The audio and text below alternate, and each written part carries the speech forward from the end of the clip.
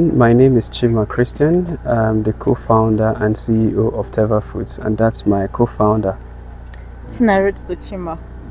All right, so share with us the objective of this project. Well, first, Teva Foods is a food production company that started as a result of our tired fatigue. We are actually fed up with complaining about GMOs, about inorganic food, about all of those things. So we felt we should do something about it. And we started developing multiple projects across the country. We have our root and tuber operations where this year we did 10,000 tubers of yam. We did plantains. There in this facility is a greenhouse facility where we're doing 12,400 bell pepper plants and cucumbers.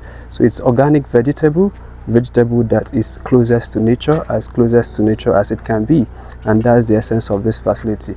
Greenhouse because of the effects of climate change, unpredictable weather, so we're doing what we call precision farming and controlled farming. As you saw in the demonstration there, we supply each crop what they need per unit, right? Each of the plants get the exact specific of water and nutrients that they need. That's the essence of the greenhouse. It is aerated, but also does not allow for extra rain, so rain does not enter there. Any water in there is the water we supplied at the right time and at the right quantity. Okay, so you talked about GMOs. Yes. What is your position about GMOs in Nigeria? Well, the truth is that studying it, GMOs is not a recent phenomenon. GMO is as old as the Bible.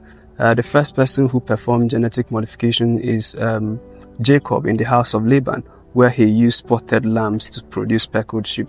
You know that story. So, but recently we found that genetic modification has entered into the hands of non-ethical operators, people who are not ethical, people who are not considerate as to, they are all for profit. They don't care what their crops does to individuals. They don't care what the food. So, but if you have ethical operators in the sector, yes, there are some you have to modify some food or some plants or some crops to be resistant to pests, resistant to disease, resistant to drought. So if you do that in a healthy way, then it's good. But where you are modifying the gene solely for profit without caring whether it's carcinogenous, without caring what it does to the liver and the kidney and the cells of the individuals consuming that, then that's a problem. And then we found out that there's no country in the world that can allow, as of today, peasant farmers bear the significant proportion of Nigeria's food infrastructure. And there's no country with a population that can allow only peasant farmers to have that. Now, the billionaires in agriculture are also not ethical. So you want to create new ecosystems of people whose minds are with the people who love the people and who are mindful as to what they feed the people. And that's why we're here doing what we're doing. Okay, so how would you use your projects to key into the renewed job agenda of Mr. President and that of the governor of Plateau State in terms of agricultural revolution? As you can see, each of our facility, we have a training center you saw there. These are all the interns and we're training them. The goal is to provide young people. Again, agriculture should leave the hands of aged. And if you see, it's our old fathers, mothers, and then, some of them in the villages that are doing agriculture. Well, you don't have that zest. So we want to put agriculture back in the hands of young people who are enterprising, who will see it as a business. That's the case we are making. That I agree that there is a case for tech, there is a case for AI, but then we're also merging that AI for agriculture and bringing back, and we are designing projects for primary school students, secondary students, taking smart farming to schools as a way to encourage the next generation of smart farmers. Okay, you talked about job creation. Yes.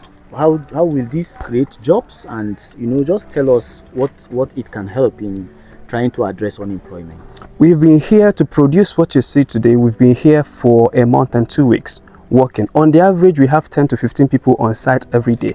That's 12 to 15 people on site multiplied by 40 days. You see the number of on-site jobs we've created. All right. But then after this phase of the project, we have hired staff who are fully on ground, who are employed doing this. But apart from that, there are multiple ecosystems, right? We have suppliers, we have people who move our products from the other. So it's a whole ecosystem that we are creating.